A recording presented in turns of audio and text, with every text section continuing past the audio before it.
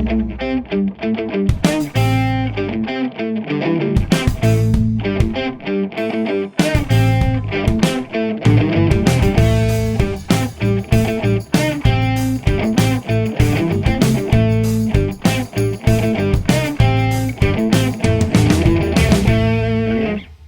and welcome to Slick Talk. I'm your host, Blackstone Joe. This is episode 80, and I'm glad you're here.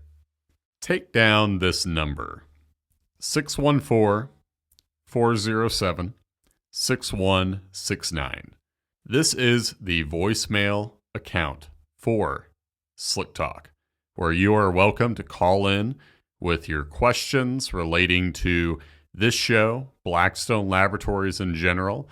I might entertain a few extracurriculars. I am not shy about volunteering personal details about my life, my sports fandom, my running, my car.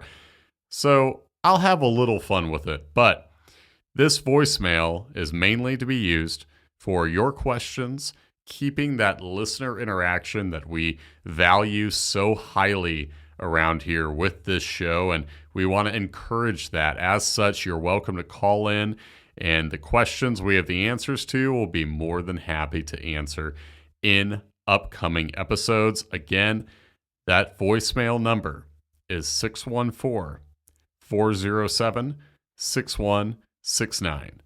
I'm very excited to see what sort of questions start rolling in. So as soon as you're done listening here, feel free to dial that number and send those questions along. I have several topics I want to cover on today's show. And first off, I want to give a shout out to another engine. I think it was either the last episode or the one before. I talked about an engine that I was looking at a sample from, and it impressed me, and I thought would impress you. And here I am again talking about a 2011 Toyota Tacoma. This engine, first sample we'd seen from it, I think it was a new customer as well. It's an engine with 435,000 miles on the odometer. One of the notes on the slip, the customer let us know that it's been one owner ever since that vehicle left the factory. And the results were excellent. These coming from the 1GR FE motor that I'm sure a lot of you know. I'm sure a lot of you also consider them to be bulletproof. They certainly look fantastic on our end. On a regular basis, we hold them in high regard, and for good reason. They look fantastic, and so did this one. And I wanted to talk about the results relative to a common customer expectation, I would say. And that is that a high mileage motor might make more metal than a lower mileage motor. And that's not true, especially in the case of this engine in particular.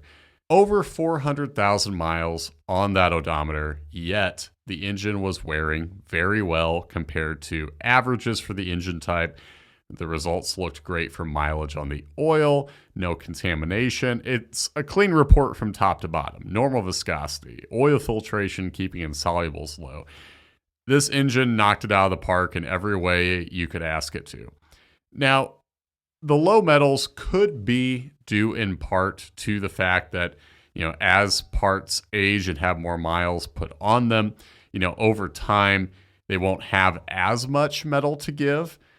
But when you have metals that are in a healthy balance, meaning we have the dominant metal that we expect to be dominant, and then you have your secondary metal, aluminum, copper, etc., seeing that typical shape and a wear profile that is not suffering from contamination, an oil that holds up well, even if, the fact that this is an older engine with a lot of miles on, even if that is somewhat contributing to the low metals, you still have a fantastic looking set of results. And keep in mind, the motor's doing well on the customer's end too. It's simply an impressive set of results. And I think an interesting tidbit of information for our listeners that you don't need to expect more metal as an engine ages. It won't simply start looking worse in testing. If anything, it might not be making as much metal, but you don't need to expect motors to simply start wearing poorly just due to how many miles they have on them. In fact, it can be the opposite. So good thing to keep in mind, if you take care of an engine, if you don't run into problems that can impact how the engine is wearing, if you are monitoring how that engine is responding to the use it sees and adjusting your oil change intervals accordingly, you can keep an engine on the road for a long, long time. Now we're going to go to the aircraft side. Had an interesting customer question come in to our email inbox, and this relates to a Lycoming IO 540. And again, this is a customer question that maybe I've asked before, but it's frequent enough that I want to return to it just in case you haven't heard my answer or my thoughts on this previously. And that is whether or not the owner of this Lycoming IO 540, whether they should sample the first oil change. And the reason I want to bring this question up in particular is because it pertains not only to the Lycoming IO 540, not only to aircraft engines in general, but really whatever it is that you're taking care of that needs oil to do its job. The answer is sampling the first oil change is in fact meaningful, even if you can expect results that don't match up well with averages. I always stray from saying that a factory oil sample looks bad just because it has high levels. I know that in context, the levels are to be expected, and I know also what a typical wear-in sample looks like. So I'm not in the habit of just looking at high levels or even low levels for that matter and just making a blanket statement. It's all about context. It's all about what we can expect given the situation. On the last episode, I talked about how low metals, without knowing how many miles it took to accumulate them, or whether or not, let's say, I don't think I covered this particular aspect on the last episode, but something else I'll throw out here is that low levels can also reflect a lot of fresh oil being put in before the sample was taken. It's always about understanding the varied factors that can contribute to these results. So even if you have high levels, again, we know what to expect given a wear-in situation. We also understand what we expect to improve. So I never look at high levels and just say it's ugly and wow, what a rough sample, because it's not really the case. And if it is indeed a rough sample, then we're going to explain why that is. But not only is it okay to send that along, I value the factory oil sample because it sets the tone for where things began and offers you a look at how things have improved since then. It should be the high watermark for an engine, a transmission, whatever. You should start off ordinarily. I say should because, of course, there are exceptions to the rule. I looked at a transmission sample today where it was the factory fill, an oil run a little shy of our average, still looked fantastic. Metals right where we expect. Didn't even find any signs of oxidation based on the lack of insolubles. Everything really came up aces, but I understand that that's more of a exception to the rule, having low levels or average levels compared to what we typically see in a factory fill. But having that high water mark and then sampling the next oil change lets you see if this engine is on the right track. That way, you don't send in, let's say, the second or the third oil change. A lot of owners assume, well, the wear-in process is over with, so now's the time. Now's the time to sample. And then we might find high levels, and they'll oftentimes, rightfully so, be worried about whatever it is they recently bought or overhauled or rebuilt and say, oh my gosh, well, the wear-in period's over. So these high metals, they mean that this engine's in bad shape. And while the wear-in process is rather brief, the residual metal and silicon that can hang around from that wear-in process can keep those levels high for a while. So you want to know where things started so you can understand how much, or on the flip side, how little things have improved. I'll just mention another instance from today where I looked at I believe it was a Ford engine. The first sample was taken around 1,000 miles, and there were high levels of just about every metal and silicon. And then we look at the next sample, run longer, I think run close to 5,000 miles. And there were easy to spot decreases in elements like copper and silicon that are typical for wear-in and sealer. You had an increase in iron, but we could see that on a per mile basis, there was progress there. So I could point back to that first sample and say, hey, look at all this obvious progress. You can see that these levels of copper and silicon are lower. And guess what? Even though the iron level went up at face value, there is such a big decrease in how much metal the engine was making per mile that there is progress evident in that area too. Now, of course, if you miss the chance of sampling that factory fill, not the end of the world. We're just going to have to use that second, that third, whatever oil change you are starting your file with as the baseline. And we'll build from there and understand how that engine, that transmission is maturing. So whether it's a Lycoming, a new Mustang, a new Tacoma, doesn't really matter. A factory fill can lend meaningful insight so we can determine how things are improving at the next oil change and so on. Having a track record is always the best bet in terms of knowing how trends have developed over time, how the engine is responding following that wear-in period. Because again, while the initial wear-in period is brief, remnants of that process can linger, which is why we want to see how things are tracking from one oil run to another.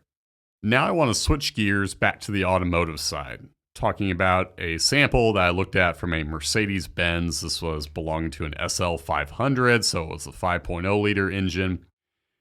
The first sample had high levels of copper and lead specifically. If you've been around this program for a while, you know those are brass, bronze metals, can be from bearings, obviously. The first sample was when the vehicle was new to the owner. Levels were high, and unfortunately, sometimes, we're in a position where we have to let people know that the results are less than ideal, and the anxiety, I think, can set in for some owners because you have to wait until there's another sample, right, to gain more insight. But the fact is, the levels that we found in this first sample, they were less than ideal for sure, but not obviously problematic. We're using our averages as a baseline for comparison. We can see that the levels are higher than that average, but it's a recent purchase. Customer didn't have service history on the motor prior to their ownership, didn't know about recent repairs, what kind of use the engine was seeing. Was it experiencing a lot of, stop and go driving? Was the owner, what was the owner asking of this motor in general? What was their typical oil change interval? So many unknowns. And you combine that with the fact that the analyst behind the keys looking at these results didn't strike an overly cautionary tone in the report. From our side, I totally appreciate that it's easy for us, to say, hey, these are levels we want to watch. And then have the customer on their end go, well, come on, is this a problem? I totally understand that train of thought, that anxiety that can set in. But this report that I'm talking about right now, the second sample from the engine, is such a good talking point. It's such a good example of how you don't want to overreact to one less than ideal set of results. And when I say less than ideal, I'm talking about these levels that are a bit high and levels that we suggest checking back on. Certainly not those instances where there's a mess of coolant contamination and obvious, bearing wear that looks like a pending failure, or I'm not talking about that. When I say less than ideal, I'm speaking to those results where we usually end the comment with check back in such and such mileage, or let's wait and see how these levels trend over time. That's what I mean by less than ideal. Levels that are important to monitor, but from the analyst's side, don't spark immediate caution. Because in this second sample Again, we're looking at Mercedes-Benz 5.0 powering the SL500. Copper and lead improved significantly. Levels that are in the ballpark of averages. And not only that, the customer sampled an oil run about 3,000 miles, shy of the average interval, but 3,000 miles is plenty to gain some meaningful insight on how that engine is doing. There's always going to be reason to kind of hold your breath a bit if it's, say, just a few hundred miles of oil use and you see large decreases. You don't want to take metals off your radar quite yet, in cases like those, because new wear hasn't had much time to accumulate. But in this case, we're looking at a significant amount of mileage, allowing buildup of new wear, and we can see that there's clear progress in the metals we highlighted last time. The remaining metals that did not get any highlights, they stayed in good shape. And so was the oil that had physical properties that matched up with the specs we have in place. And we're going to be looking for metals to stabilize from here on. You have the turnaround. Now we want to see that improvement stick. And if it does, the owner has to feel pretty good about where they are. It's a good example of why you never want to look at one less than ideal set of results and immediately start writing that engine's obituary. Engines can improve in wear. We see it every day. And I understand the reason to be a little hesitant to believe that. If you see your first report and the results aren't glowing, you think, well, how can it improve on that? Well, the fact is it simply can, as different owners can treat engines differently. At least at Blackstone Laboratories, you can trust that the comment provided, highlighting whatever results are less than ideal, is written by an analyst who has seen the notes that this is a new purchase. We're taking into account that you have unknowns on your end and that we're using our averages as a baseline, but we are not seeing anything that looks like a obvious take it to the shop situation. Wait for that next sample to tell you more. And I promise the additional insight, knowing how those metals are trending, that is so much more meaningful than looking at one metal that doesn't line up perfectly with averages and then assuming the worst. We'll be loud and clear when the caution is necessary, but sometimes an engine can have a bad day in testing. When operation is smooth, when we're not throwing out the obvious red flags, just noting metals to monitor, I think a lot of owners would be surprised at the turnaround, engines, transmissions, what they're really capable of. So this was a good story, seeing this Mercedes improve. Glad to see that. We certainly are not in the business of looking for reasons, that owners need to check back. We are more than happy to see a glowing report and call it exactly like it is, and note that the owner is taking such good care of their motor. Like earlier in the show, talking about that Tacoma with over 400,000 miles on it and how good it looked. Had no reason to end the comment saying, well, you're going to want to wait and see if a contaminant crops up. Of course, it's good to keep an eye on the motor you own, but we're never in the habit of picking out things that are meant to strike up anxiety for our benefit.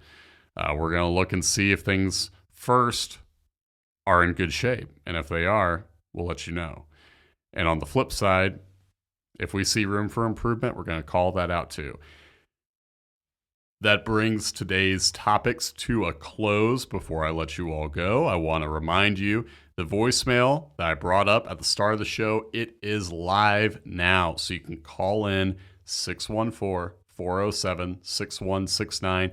Again, this voicemail is an opportunity for you, the listener, if you have questions that pertain to oil analysis, Blackstone Laboratories. I'll entertain a little, let's say, extracurricular activity depending on the subject matter as well. I want to keep it fun. I always am open to lending character where character is due, because just like our comments are there to remind you that there is a real person with an actual life and personality behind the keys crafting your comments. This show is brought to you by folks who like to have fun too, and we like to go beyond the science sometimes, go beyond the data, and actually be real with you. So depending on the subject matter, I may include some extracurriculars, but at the end of the day, I want to leave this voicemail as an opportunity for you, the listener, to have more engagement with the questions we answer, the topics we break down, anything where you are asking, how can we find this problem or that? If you just throw out, say, an engine type or a vehicle maker model and just say, talk about Ford Power Strokes, like, okay, specifically, at the end of the day, we're going to be able to speak to results. If you have questions about oil change intervals or say your results or how to interpret this element or that, topics like that are perfect, fair game for the show. Be more than happy to answer them. So keep that voicemail rocking. I'll be looking forward to hearing what all you have in store for me and my co-producer, Josh. This brings episode 80 to a close. Thank you so much for listening.